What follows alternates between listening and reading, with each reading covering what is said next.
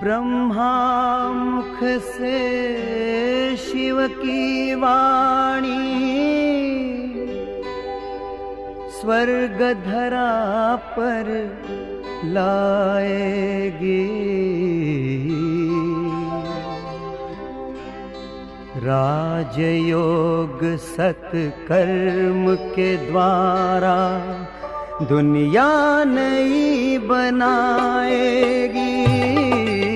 ब्रह्मा मुख से शिव की वाणी स्वर्ग धरा पर लाएगी।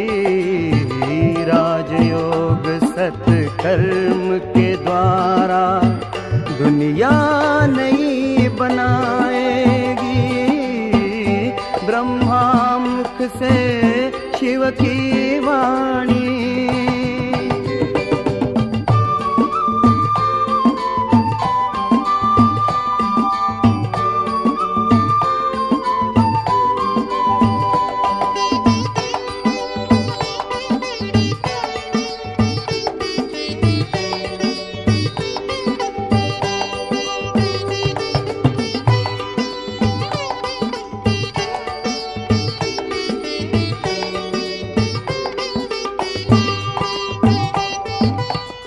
ना दुख ना अशांति होगी, घर घर में सुख शांति होगी।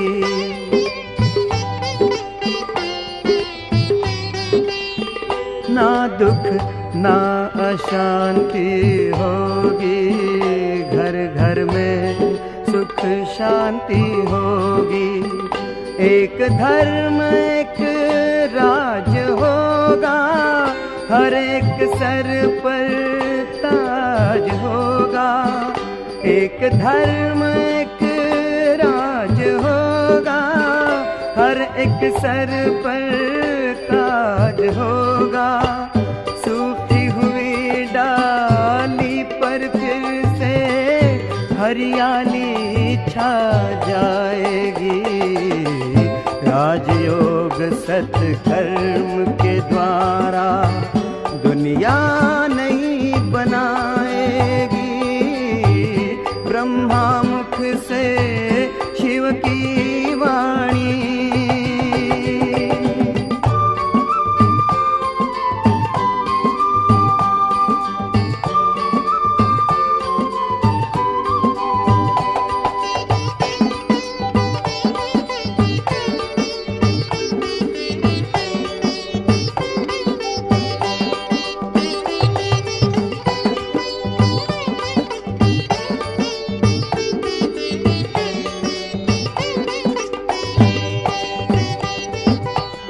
सत्य अहिंसा के पथ पर शिव चलना सिखा रहे हैं।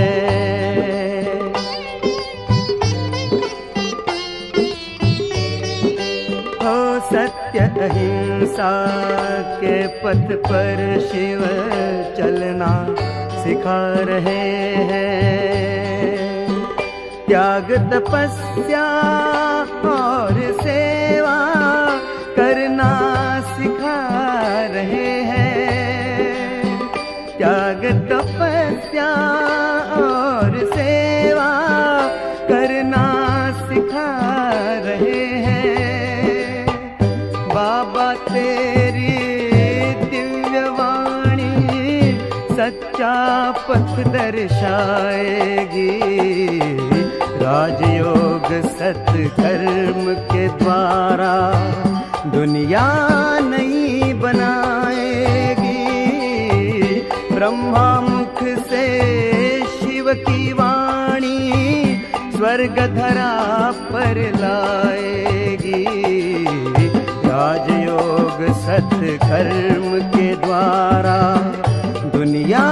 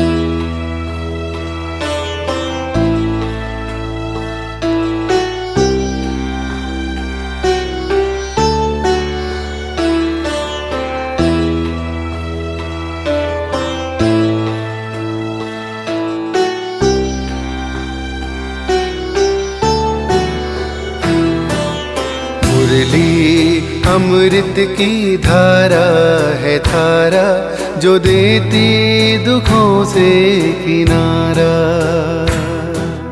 मुरली अमृत की धारा है धारा जो देती दुखों से किनारा। भूले जीवन में हो जाए शिव बाबा मुरली में समझाए। भूले जीवन में हो जाए शिव बाबा मुरली में समझाए। तुम्हें देवता बनना है प्यारा, देखो गलती न करना दोबारा।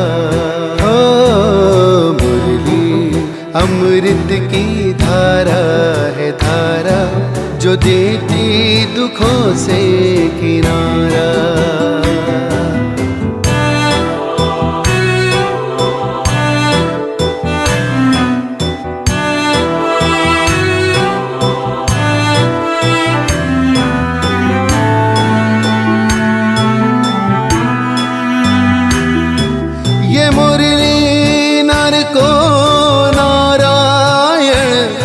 नारी को लक्ष्मी बनाए। ये मुरली नर को नारायण नारी को लक्ष्मी बनाए। परम धाम से परम पिता शिव हमें घर ले जाने आए। हमें घर ले जाने को आए। चारों युगों में जो खेल हुआ वो पूरा होने को आया। गीता ज्ञान अमृत देने को ये संगम युग बनाया। संगम युग बनाया। ये मुरली अमृत की धारा है धारा जो देती दुखों से किनारा।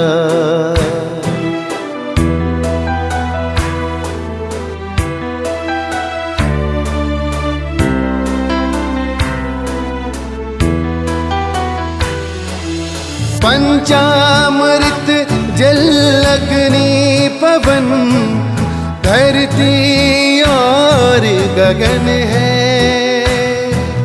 चार दिशाएं चार फिजाएं चारों युगों को नमन है। चारों युगों को नमन है। सांसों के तार जुड़े प्रभु से मुरली दिखाए नजारे।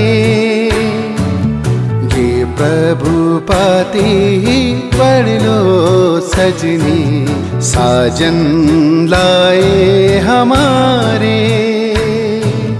साजन लाए हमारे।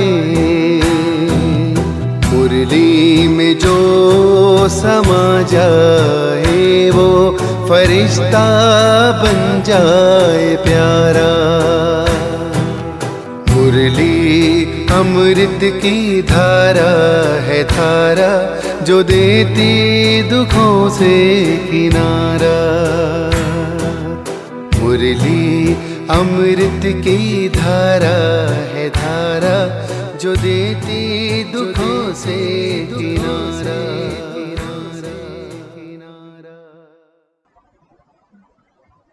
ओम शांति। आज 19 अगस्त 2021 के बाबा के मधुर महावाक्य हम सब सुनेंगे। आज विशेष सतगुरुवार के दिन प्यारे बाबा ने अटेंशन दिलाया।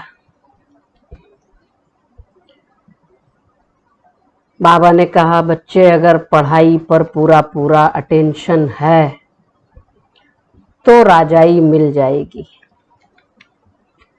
संगम युग का ये समय बहुत बहुत अमूल्य है।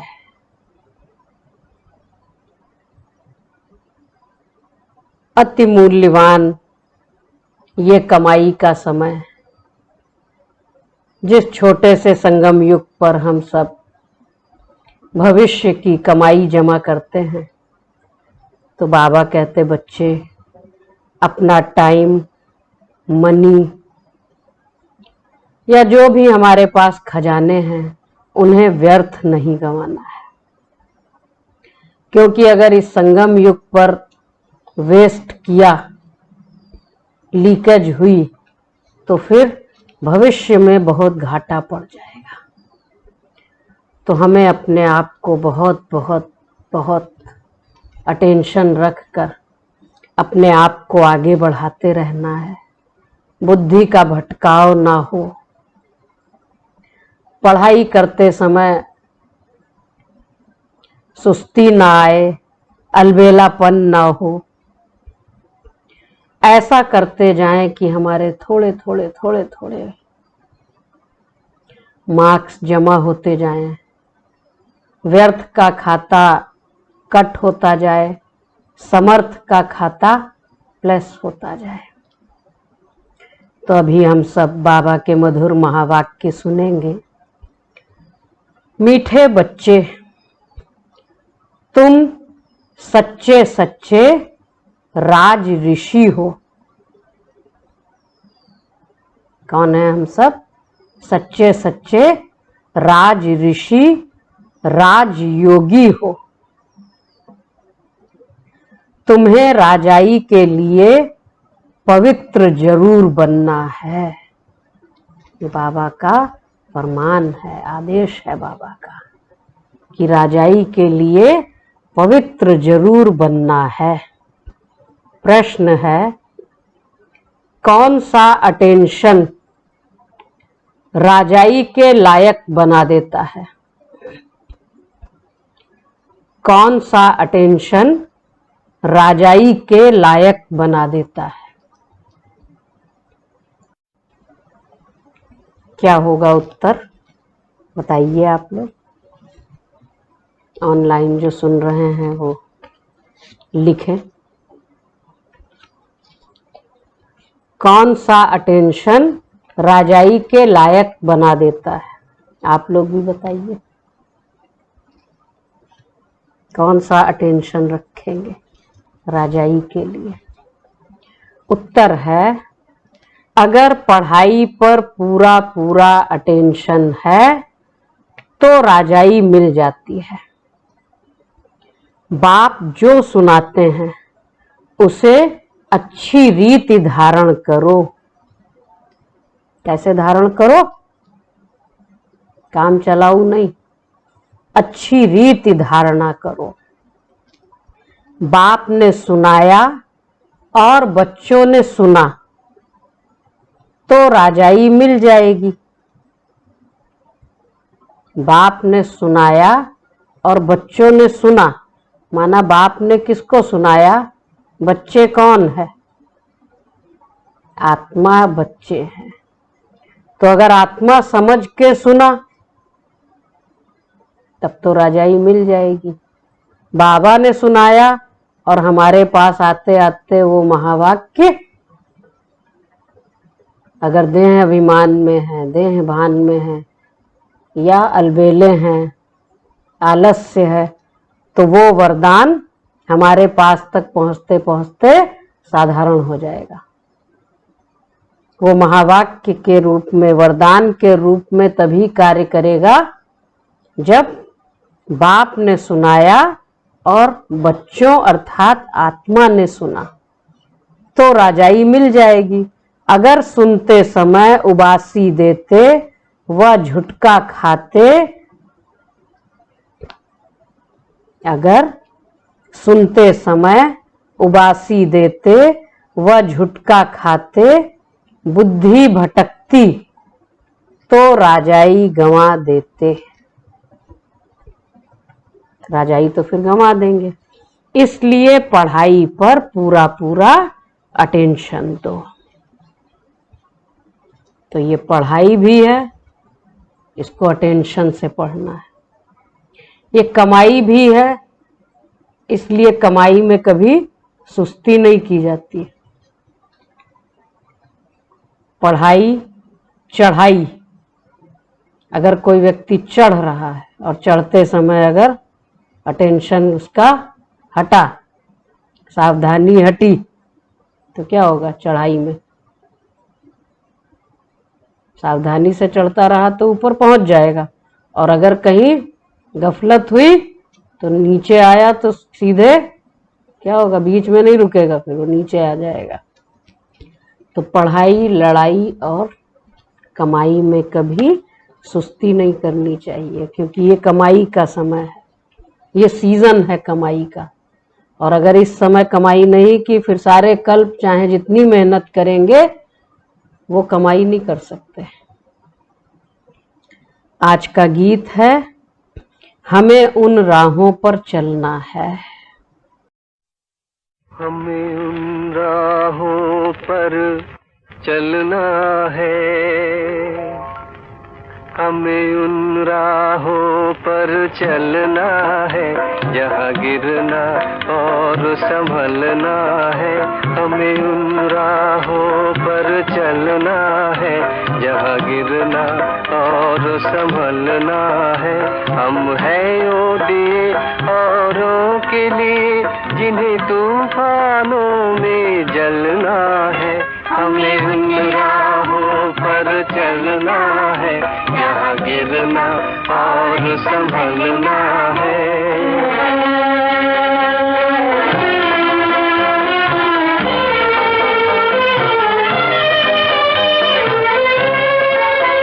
जब तक न लगन हो सीने में, बेकार है ऐसे जीने में। जब तक न लगन हो सीने में, बेकार है ऐसे जीने में। चढ़ना है हमें चंदा की तरह, सूरज की तरह नहीं ढलना है। हमें उन राहों पर चलना है, जहाँ गिरना और संभलना है। हम हैं वो दिए औरों के लिए, जिन्हें तूफानों में जलना है। हमें उन राहों पर चलना है, जहाँ गिरना और संभलना है।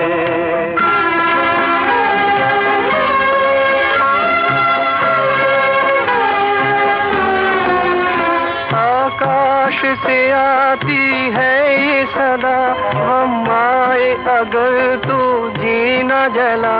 आकाश से आती है ये सदा, हम आए अगर तो जीना जला।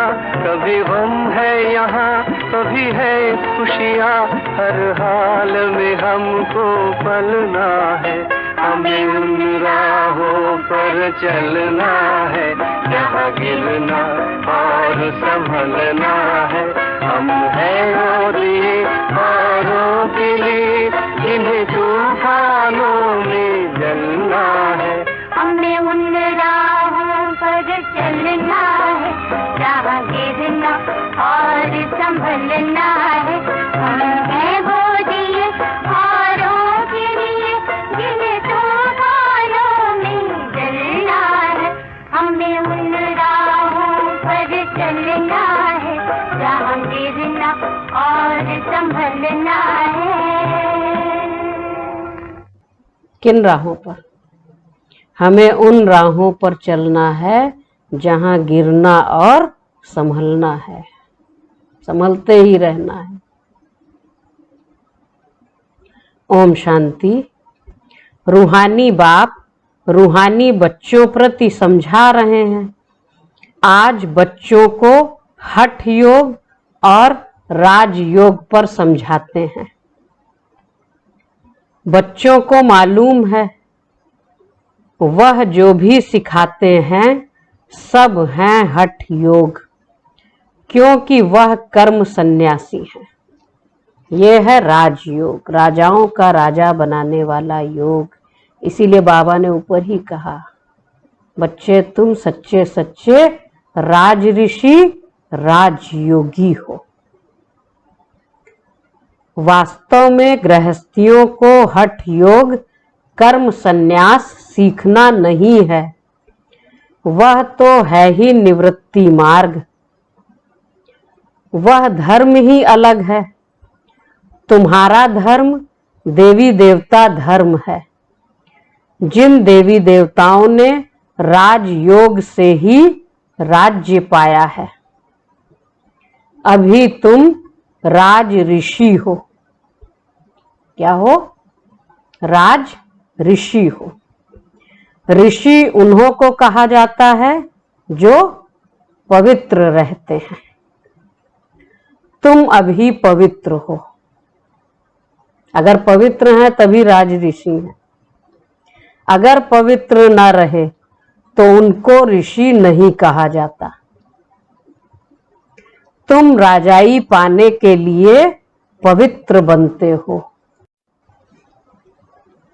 वह कोई राजाई पाने के लिए पवित्र नहीं बनते। सन्यासी जो पवित्र बनते हैं वो राजाई पाने के लिए नहीं बनते।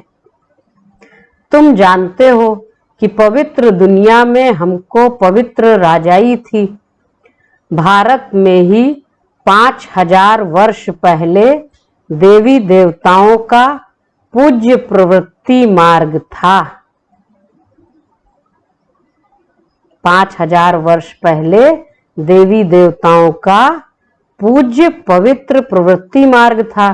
अभी पुजारी पतित बन पड़े हैं। पतित कैसे बने? 84 जन्मों का हिसाब है ना। बाप जो सहज राजयोग सिखला रहे हैं वही तुमको 84 जन्मों का हिसाब बतलाते हैं। दूसरे धर्म को सन्यास धर्म वाले क्या जाने। यह है देवी देवताओं का प्राचीन धर्म। वह है पीछे वाला धर्म। द्वापर से भक्ति मार्ग के साथ हठ योग शुरू होता है। क्या होता है?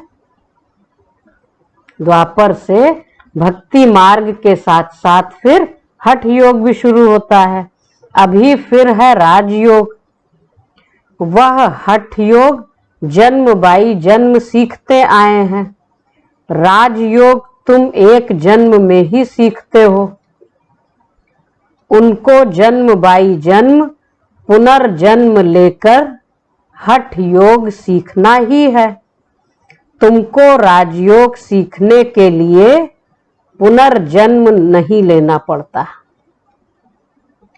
यह राजयोग तुम सिर्फ संगम पर ही सीखते हो। संगम पर ही भगवान आकर हम बच्चों को राजयोग सिखाते हैं। राजाई मिल गई, स्वर्ग हो गया, फिर और सब धर्म खत्म हो जाते हैं। तुम राज ऋषि हो। राधे कृष्ण भी पवित्र हैं ना। कृष्ण को महात्मा भी कहते हैं। महात्मा पवित्र होते हैं। तुम भी अभी महात्मा व राज ऋषि हो। महात्मा अर्थात पवित्र महान आत्मा। यह बातें कोई शास्त्रों में नहीं है। शास्त्र तो बाद में बनते हैं। कहानियों मिसल बैठ लिखते हैं जो शास्त्र हो जाता है। वह बैठ खेल बनाते हैं, सच्चा तो है नहीं। कहानियों मिसल लिखते हैं। अब बाप बच्चों को प्रैक्टिकल में पढ़ाते हैं। उनकी फिर हिस्ट्री बनाई है। यादव, कौरव, पांडव थे, जरूर संगम पर होंगे। संगम युग पर हिस्ट्री बैठ बनाई है।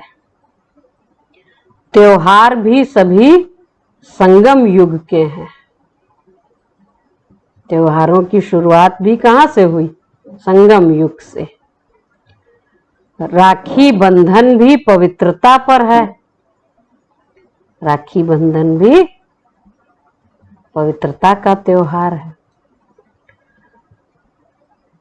पीछे फिर उनका यादगार चलता है। यहाँ बाप भी सभी को पवित्र बनाए प्रतिज्ञा कराते हैं। तो रक्षाबंधन है पवित्रता का पर्व, स्नेह का पर्व, सच्चे स्नेह का पर्व, प्रतिज्ञा का पर्व, व्रत का पर्व। तो वो सब हम सब संगम युग में ही करते हैं। तो बाप भी सभी को पवित्र बनाए प्रतिज्ञा कराते हैं। सिख लोग कंगन पहनते हैं, वह भी पवित्रता की निशानी है। हिंदू लोग जनेऊ पहनते हैं, वह भी पवित्रता की निशानी है, परंतु पवित्र रहते नहीं हैं। राखी बंधवाते हैं, अर्थ थोड़े ही समझते हैं। आगे ब्राह्मण लोग राखी बांधते थे, अभी बहन भाई को राखी बांधती है, वह खर्ची देते हैं। बस इतनी सी रस्म रह गई। बहन ने भाई को राखी बांधी और भाई ने खर्ची दी, बहन ने मुंह मीठा कराया। बस इतनी सी रस्म। यह सब अभी फैशन पड़ गया है। तो जो कहा इंद्राणी ने इंद्र को राखी बांधी, यमुना ने यम को राखी बांधी, वो जो रहस्य है, उसकी जो प्राप्ति है, उसका जो व्रत है, वो जो प्रतिज्ञा है, वास्तव में वो सच्चा व्रत है, वही सच्ची राखी है। वास्तव में यह है पवित्रता की बात। बाप कहते हैं काम महाशत्रु है। वह ब्राह्मण लोग कोई ऐसे नहीं समझते हैं।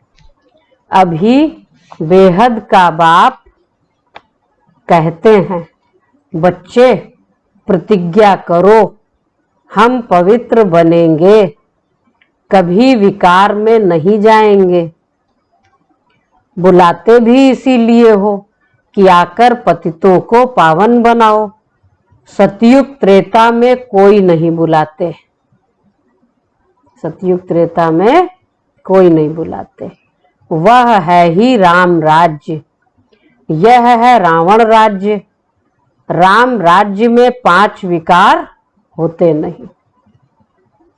यथा राजा रानी तथा प्रजा। अभी तुम बच्चे जानते हो, हम बाबा से स्वर्ग की बादशाही ले रहे हैं। इस नर्क से जाना जरूर है। मुख्य बात यह है, अब इस नर्क से जाना जरूर है, जाना चाहे चाहे न चाहे।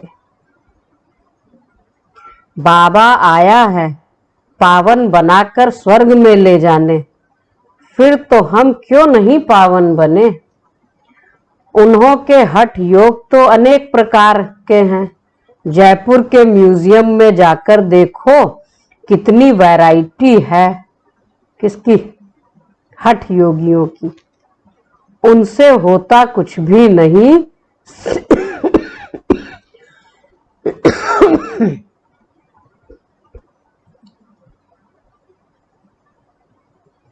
तो बाबा ने कहा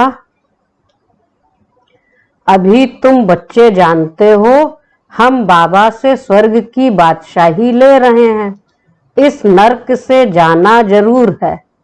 बाबा आया है पावन बनाकर स्वर्ग में ले जाने, फिर तो हम क्यों नहीं पावन बने। उन्हों के हठ योग तो अनेक प्रकार के हैं। जयपुर के म्यूजियम में जाकर देखो कितनी वैरायटी है हठ योगियों की। उनसे होता कुछ भी नहीं, सीढ़ी नीचे उतरते ही जाते। बाप ने समझाया है, भारत जब पतित बनता है, रावण का राज्य होता है, तो धरती हिलने लगती है। सोने के महल आदि सब नीचे चले जाते हैं। महलों आदि को कोई लूटा थोड़े ही है, वह तो सिर्फ मंदिरों को लूटा है। कुछ जेवर सोना आदि ले गए हैं। जेवरों का सबसे जास्ती शौक तुमको है। देखो शिव बाबा कितने प्यार से कहते हैं। अभी कहते हैं बच्चे वनवाह में रहो, बाकी जेवरों का सबसे जास्ती शौक तुमको है। तुम स्वर्ग में आते ही जेवर पहनते हो, राज्य करते हो, और धर्म वाले आते ही राज्य नहीं करते हैं। तुम बेहद के बाप से स्वर्ग की बादशाही का वर्षा लेते हो, तो यह बाप बैठ समझाते हैं, गीता पढ़कर नहीं सुनाते हैं। गीता में जो कुछ लिखा है वह सब मैंने कहा नहीं है, वह तो मनुष्यों ने मेरे महावाक्यों का बाद में बैठ शास्त्र बनाया है। हमने जो तुमको सुनाया वह तुमने ही सुना और फिर जाकर राजाई की। वहां यह ज्ञान नहीं रहता। यहां तो बाप टीचर बैठ शिक्षा देते हैं। बाप टीचर बैठ शिक्षा देते हैं। बाप तो हिंदी में ही समझाते हैं। यहाँ सब हिंदी हिंदी कहते रहते हैं ना, जो उन्हों की भाषा है। वास्तव में प्राचीन भाषा हिंदी ही है, न कि संस्कृत। यह संस्कृत तो शंकराचार्य के बाद निकली है। तो प्राचीन भाषा हिंदी है, और भगवान जब आते तो कौन सी भाषा का प्रयोग करते? हिंदी भाषा। जो आते हैं वह अपनी भाषा चलाते हैं। बाकी ऐसे नहीं कि बाबा ने गीता संस्कृत में सुनाई है, नहीं। गुरु नानक का अपना ग्रंथ है, उसने सिख धर्म स्थापन किया। उनको भी अवतार मानते हैं, उनमें राजाएं भी होते हैं। सन्यासियों में राजाई नहीं है। बाबा ने समझाया है, बुद्ध, क्राइस्ट आदि पहले गृहस्थी आत्मा थे। अब गृहस्थी पतित आत्मा तो धर्म स्थापन कर न सके, नहीं कर सकते ना। गृहस्थी पतित आत्मा धर्म स्थापन तो कर न सके। उनमें पवित्र आत्मा आई जिसने धर्म स्थापन किया। दूसरे धर्म तो किस्म किस्म के बहुत हैं, आकर अपना छोटा मठ पंथ स्थापन करते हैं। झाड़ में भी दिखाया है ना। तो हठ योग और राज योग में बहुत फर्क है। यह बातें समझने की हैं। जिसको समझ में नहीं आती होंगी वो क्या करेंगे? पढ़ाई के समय वो क्या करेंगे? जिसको समझ में नहीं आती होंगी वह कैसे पढ़ेंगे? वह झुटका खाते उबासी देते रहेंगे। यहाँ तो तुमको खजाना मिलता है, बड़ी भारी कमाई है। तुम रत्नों से झोली भरते हो। तुम रत्नों से झोली भरते हो, कितनी भारी कमाई है। तो यह आंखें खोल कर सुनना होता है। झुटका खाते रहेंगे या बुद्धि बाहर भटकती रहेगी तो वह राजधानी पा न सके। तुम हो राज ऋषि, राजाई प्राप्त करने वाले। बाप राजधानी स्थापन करते हैं, श्री कृष्ण नहीं करते। कृष्ण तो बाप का वर्षा लेते हैं, अब तुम्हारा बाप है निराकार, जिससे वर्षा ले रहे हो विश्व की बादशाही का। कितना तुम साहूकार बनते हो, कितना साहूकार बनते हो। यहाँ एक ही बाप आकर राजयोग सिखाते हैं, सो भी घूमो फिरो खाओ पियो, सिर्फ बाप को याद करो। कष्ट नहीं देते बाबा बच्चों को। साहूकार जरूर अच्छी रीति खाएंगे, वह तो अपनी कमाई का फल खाते हैं। माल पूड़ा खाओ या रोटी खाओ, याद करो बाप को। भल कुछ भी खाओ, पैसा तब किसके लिए है। बाबा कोई मना नहीं करते हैं, सिर्फ बाप से योग लगाना है। इस राजाई स्थापन करने में खर्चा नहीं है। उस लड़ाई आदि में कितना खर्चा है, एरोप्लेन पर कितना खर्चा होता है। गिरते हैं तो एकदम खत्म हो जाते हैं, कितना नुकसान हो जाता है। तो बाप कहते हैं, क्या कहा होगा बाबा ने, क्या कहा होगा बताइए। चलते फिरते बाप को याद करो, स्वदर्शन चक्र फिराते रहो, आत्मदर्शन करते रहो, स्वदर्शन चक्र फिराते रहो। बस क्या करो, चलते फिरते मुझे याद करो। तुम्हारे अब कितने जन्म पूरे हो गए। बाबा ने कहा स्वदर्शन चक्र फिराते रहो। हमने 84 जन्म पूरे किए हैं, अब चले कहाँ। 84 जन्म पूरे किए, अब चले वतन की ओर। कहाँ है वतन हमारा, मूल वतन, परम धाम, आत्माओं का घर, ब्रह्मलोक। घर जाकर फिर आए राजाई करेंगे। तुम एक्टर्स हो ना। वह बाइस्कोप तो 2-2.5 घंटा चलते हैं, यह बेहद का नाटक 5000 वर्ष चलता है।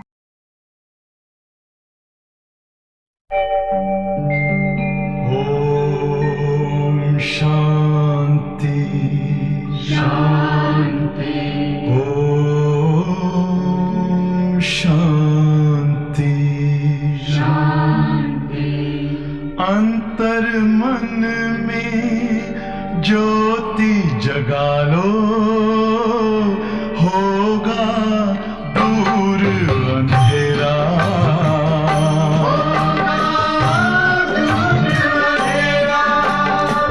शिव का कर लो ध्यान, आ रहा पावन पुण्य सवेरा।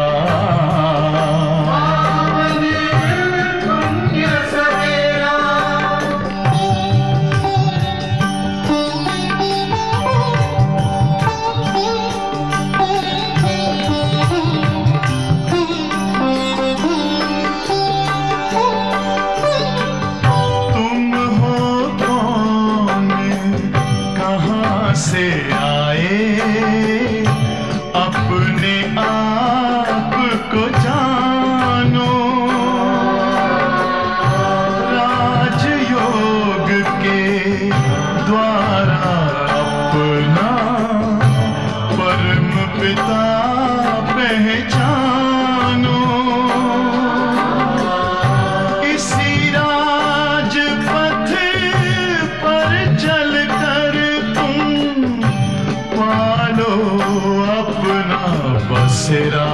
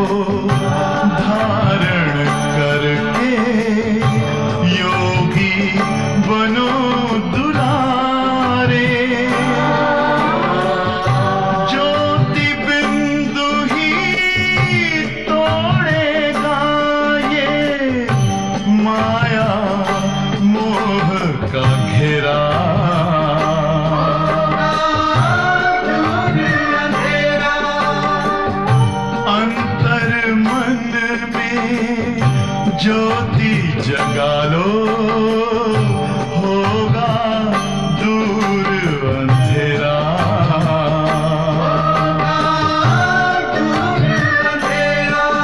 ओम शांति, ओम शांति, ओम शांति।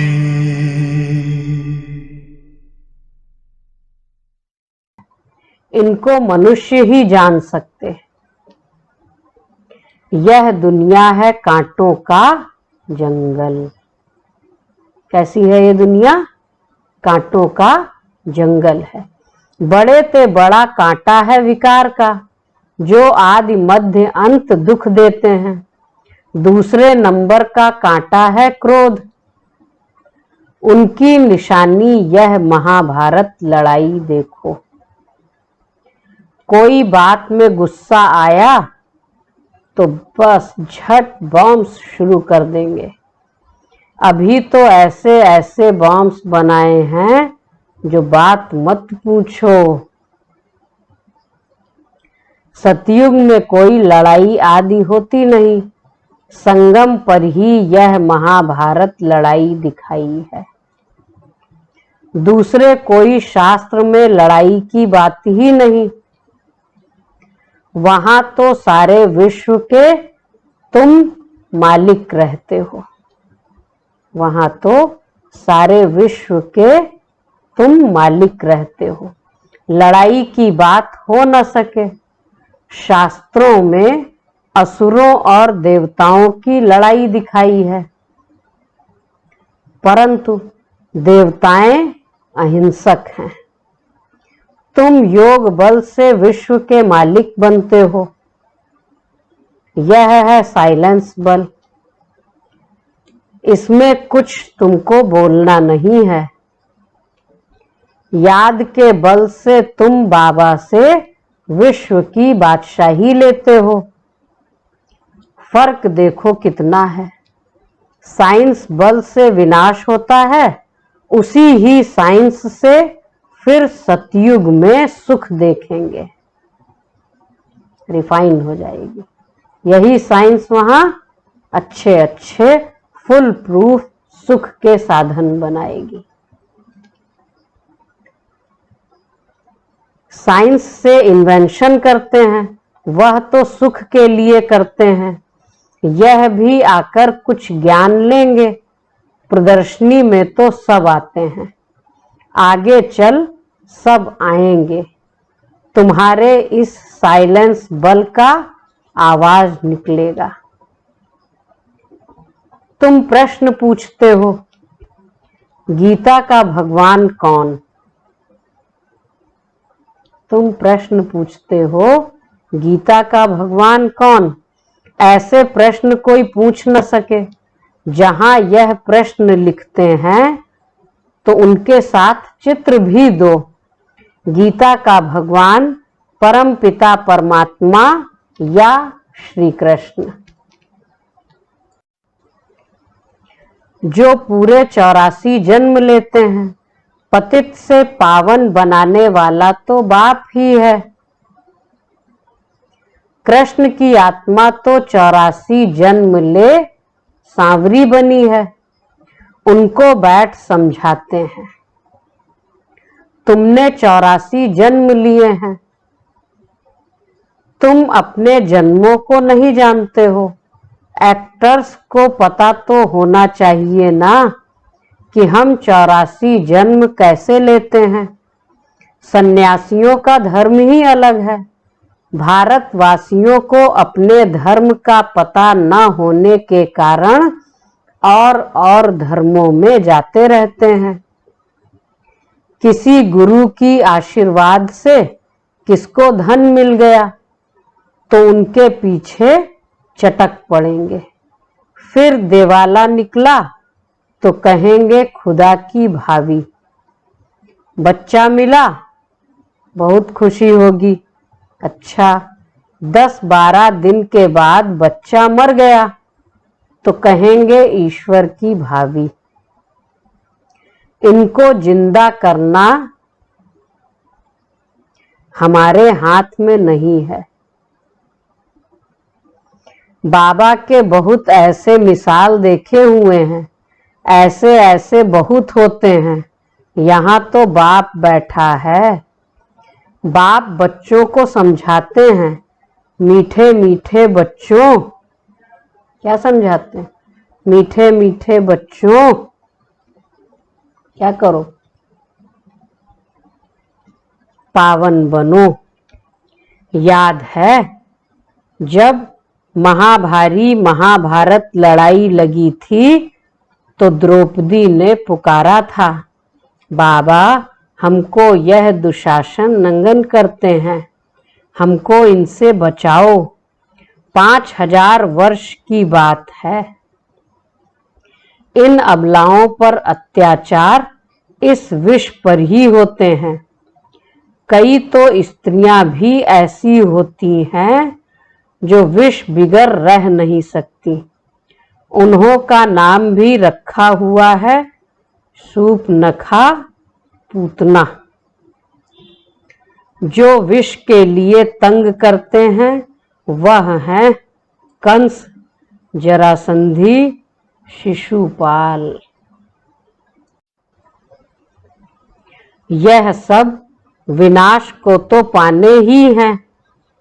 इस समय है आसुरी रावण राज्य, फिर होगा ईश्वरीय राज्य।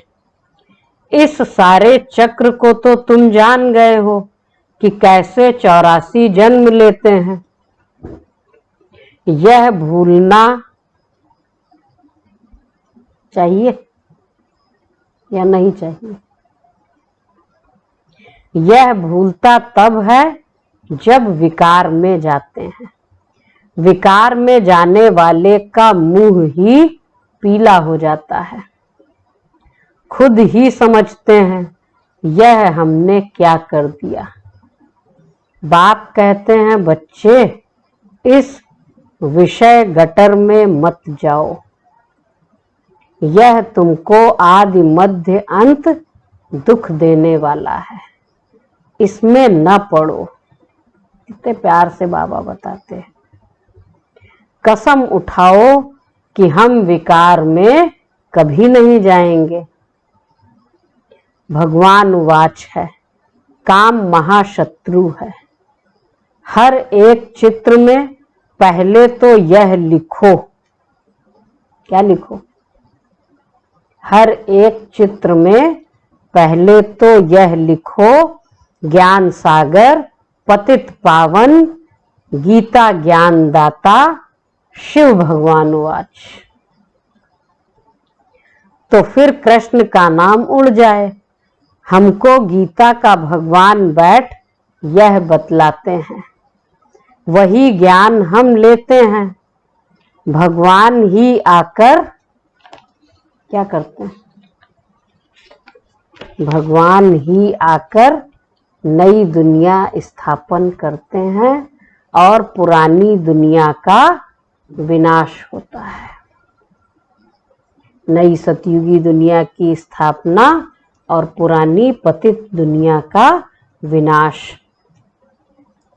रुद्र ज्ञान यज्ञ है ना, असुल है शिव बाबा। रुद्र बाबा नहीं कहेंगे। बॉम्बे में बाबूरी नाथ का भी मंदिर है। अब बबुल कहा जाता है किसको? कांटों को। बाबूरी नाथ नाम क्यों रखा है यह कोई समझते नहीं है। चित्र तो शिव का ही है, बाकी तो अनेक नाम रख दिए हैं। शिव बाबा ही आकर कांटों के जंगल को फूलों का बगीचा बनाते हैं। वही तुम्हारा बाबा है। उनका नाम है शिव। शिव परमात्माए नमः। ब्राह्मण देवी देवताए नमः। अक्षर बिल्कुल क्लियर है। अब वह परम पिता परमात्मा बैठ इस रथ द्वारा समझा रहे हैं। हूबहू जैसे लौकिक बाप समझाते हैं, बाबा भी समझा रहे हैं। क्या समझाया होगा, क्या कहा होगा शिव बाबा ने? बाबा ने कहा, बाप समझाते हैं, बच्चे हमारे कुल को कलंक नहीं लगाना, कोई खराब काम नहीं करना। यह बाबा भी कहते हैं, बच्चे विकार में तो कभी नहीं जाना। पवित्र बनने बिगर स्वर्ग में ऊंच पद पा नहीं सकेंगे। कैसे बाबा बच्चों को आगाह कर रहे हैं, सावधानी दे रहे हैं। बहुत जबरदस्त कमाई तुम कर रहे हो, बाकी सब गंवा रहे हैं। भल कोई के पास पदम है, बड़े बड़े महल बना रखे हैं, लाखों रुपये खर्च करते हैं। तुम समझते हो, क्या समझते हैं हम सब? क्या समझते हैं? तुम समझते हो वह सब वेस्ट ऑफ टाइम है, यह कुछ काम नहीं आएगा, सब खत्म हो जाएगा। वह तो समझते हैं 10-12 हजार वर्ष चलेंगे। तुम बच्चे जानते हो मौत तो सामने खड़ा है, सिर पर। सिर पर कौन है? मौत तांडव कर रही है।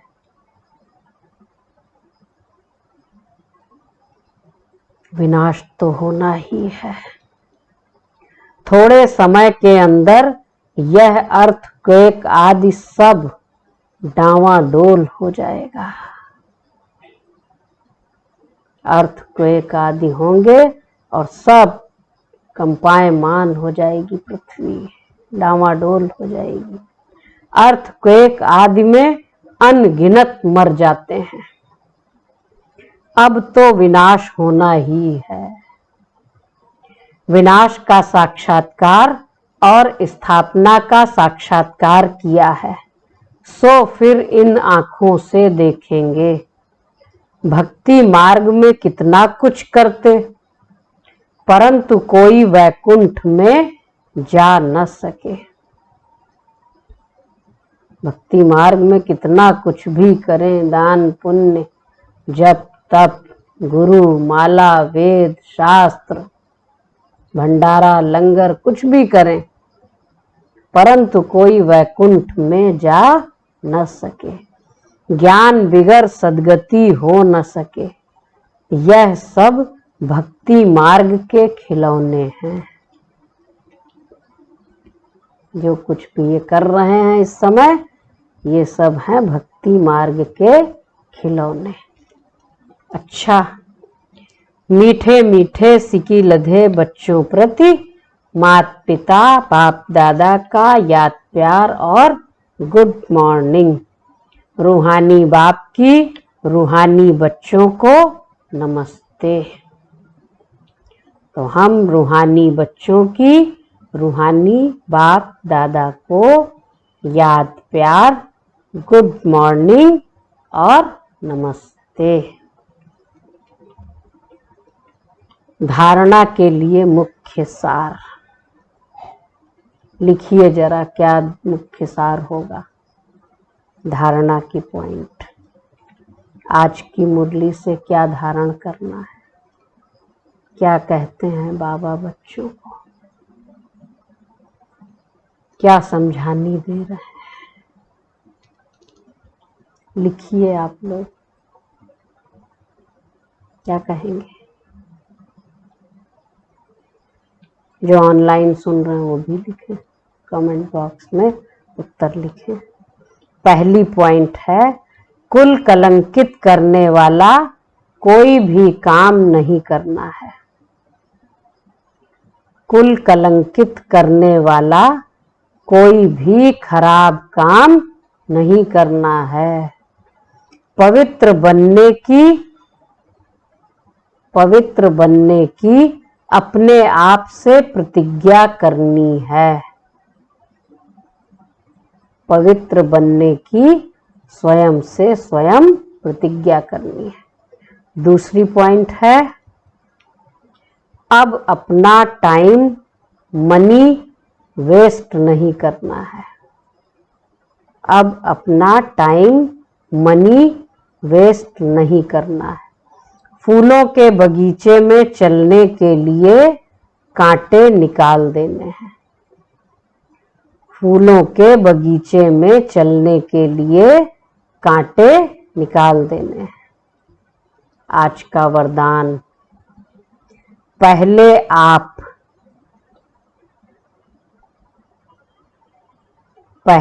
आपके पाठ द्वारा ताजधारी बनने वाले चतुर सुजान भव। क्या है वरदान मिला आज? चतुर सुजान भव।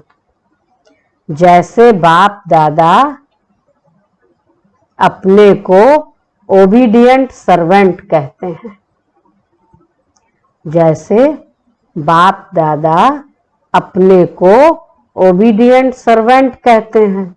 सर्वेंट कहने से ताजधारी स्वतः बन जाते हैं।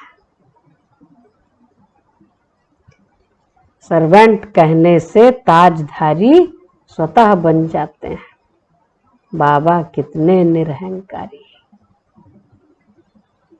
बच्चों को नमस्ते करते हैं, कहते हैं मैं तुम बच्चों का ओबीडिएंट सर्वेंट हूं। ऐसे आप बच्चे भी स्वयं नम्रचित्त बन, ऐसे आप बच्चे भी स्वयं नम्रचित्त बन दूसरे को श्रेष्ठ सीट दे दो। उनको सीट पर बिठाएंगे तो वह उतरकर आपको स्वतः ही बिठा देगा। उनको सीट पर बिठाएंगे तो वह उतरकर आपको स्वतः ही बिठा देंगे। अगर आप बैठने की कोशिश करेंगे तो वह बैठने नहीं देगा। इसीलिए कहावत है, नम्र बनो तो सब नमन करेंगे। तो अगर आप बैठने की कोशिश करेंगे तो वह बैठने नहीं देगा। इसलिए बिठाना ही बैठना है। तो पहले आपका पाठ पक्का करो। क्या करो?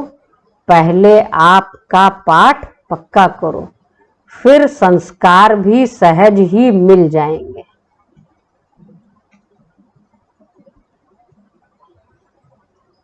ताजधारी भी बन जाएंगे। यही चतुर सुजान बनने का तरीका है। पहले आप, त्याग में पहले मैं, भाग्य में पहले आप। और जब आप कहेंगे तो क्या होगा? ये तरीका है, यही चतुर सुजान बनने का तरीका है। इसमें मेहनत भी नहीं और प्राप्ति भी ज्यादा है। इसमें मेहनत भी नहीं है और प्राप्ति भी ज्यादा है। देखो, कोई झुकता है, कोई किसी के पांव छूता है तो क्या करते हैं? खुद झुक के फिर उसको उठा लेते हैं। तो झुकना कमजोरी की निशानी नहीं, झुकता वही है जिसमें जान होती है। और जो अकड़ा रहे देह अभिमान में, वो तो मुर्दे की पहचान है। तो पहले आप, लखनऊ की तो ये विशेष भाषा है, पहले आप। आज का स्लोगन है, अंतर्मुखी अंतर्मुखी एकांतवासी बनने वाली, अंतर्मुखी एकांतवासी बनने वाली श्रेष्ठ आत्मा ही अव्यक्त स्थिति का अनुभव करेगी। अंतर्मुखी एकांतवासी बनने वाली श्रेष्ठ आत्मा ही अव्यक्त स्थिति का अनुभव करेगी।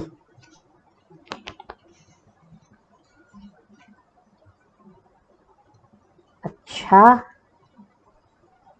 ओम शांति।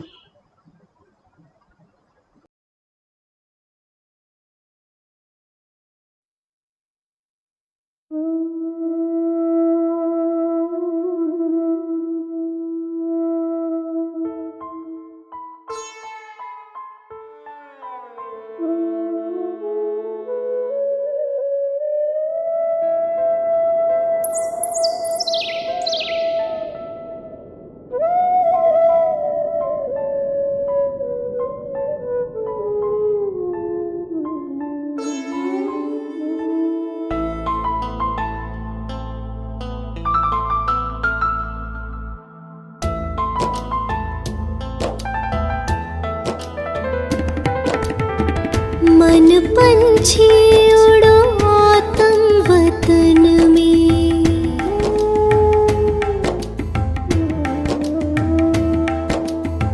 मन पंछी उड़ो आत्म वतन में, पहनो फरिश्तों वाला चोला, मन बना भव माँ में कम के तार, मन बना भव माँ में कम के तार, जोड़ लो करो शिव का दीदार, अपने वहाँ घर के आंगन में, मन पंछी उड़ो आत्म वतन में।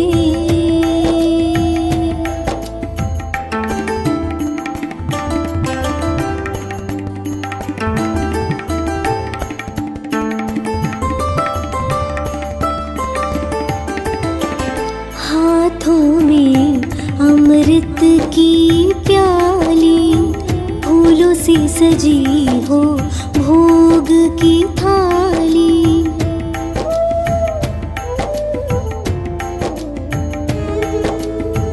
हाथों में अमृत की प्याली, फूलों से सजी हो भोग की थाली, आज मनाओ सतगुरुवार, आज मनाओ सतगुरुवार, जाओ नील गगन के पार, बैठे लिए वो इंतजार अखियन में, बैठे लिए वो इंतजार अखियन में, मन पंछी हो।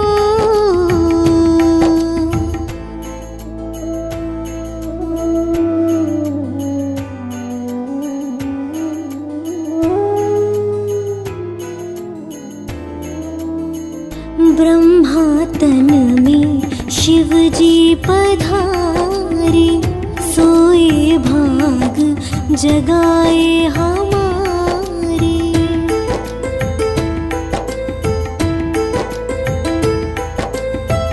ब्रह्मा तन में शिव जी पधारे, सोए भाग जगाए हमारे, सागर है वो खोले अमृत का द्वार, सागर है वो खोले अमृत का द्वार, भर लाना वो सागर अपार, झपके न पलके उस क्षण मिलन में, झपके न पलके उस क्षण मिलन में, मन पंछी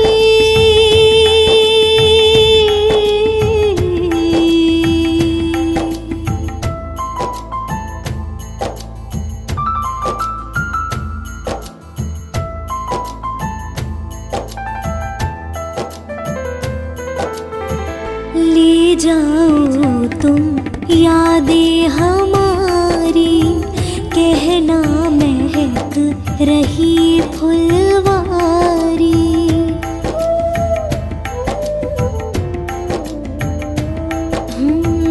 ले जाओ तुम यादें हमारी, कहना महक रही फुलवारी। बैठे हैं हम पलके बिछाए, बैठे हैं हम पलके बिछाए, दिल में रूहानी प्यार समाए। संगम के सुहाने सफर में, संगम के सुहाने सफर में, मन पंछी उड़ो आत्म वतन में, मन पंछी उड़ो आत्म वतन में।